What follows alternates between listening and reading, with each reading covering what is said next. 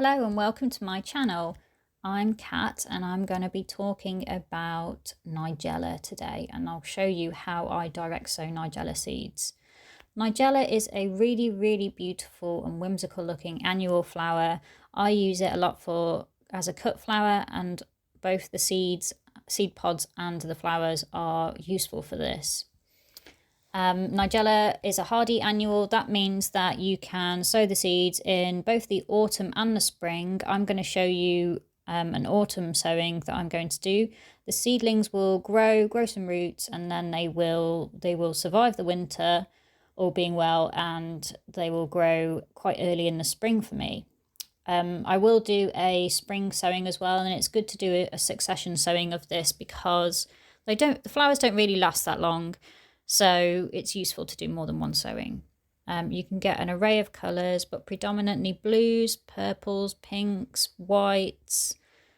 They're absolutely beautiful. Earlier this summer, I created an arrangement. Well, I say an arrangement, it was literally thrown together just with some other bits and bobs from the garden. But you can see how it adds little airy accents to arrangements, and they're just beautiful and whimsical looking. And in this arrangement you can see I've used flowers and the seed pods as well, which is brilliant. Word of warning though, they do self-seed like mad, so you have been warned. They can look a little scruffy. If you've looked at my videos before and thought they look scruffy, Kat, yeah, they do. They'll go mad if you let them, so you have been warned.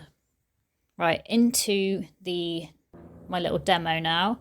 So first of all, clear the space of any weeds, as you can see I'm doing with my hoe, and then you will need to add some compost, some fresh compost.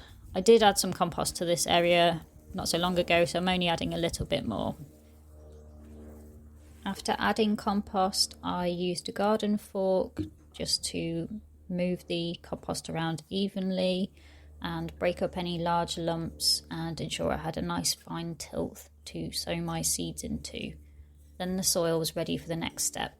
I took a bamboo cane so that I could mark out a little seed drill. So this is where I'm going to sow my seeds. I decided to sow mine into like a wavy line. It doesn't need to be deep for Nigella. I think 1 centimetre is fine.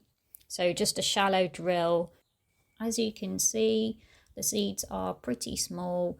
They're not like dust, they're not like foxgloves seeds, for example. They're big enough so you can get a good pinch between your finger and thumb. So what I'll do is I'll take a good pinch and I will sprinkle them quite finely into the seed drills. Try not to get them too close together because then they'll be too crowded. However, to be honest, I don't worry about spacing too much with these. Just a nice pinch, sprinkle them quite thinly. Make sure, there's at least 1 per centimetre in each drill, but don't worry about it too much. Then when I have sowed enough seeds for the space that I want to sow into, I will cover the seeds over. So I will use a garden fork or whatever I've got to hand just to cover over the seed drills. Like I said earlier, about 1 centimetre deep is fine. Finally, now the seeds are sown, give them a good water. You can also water the soil before you sow them if you prefer to do it that way round. I don't think it matters too much for Nigella, to be honest, because I know that they will grow like weeds, and I have every confidence that they will come up for me next year.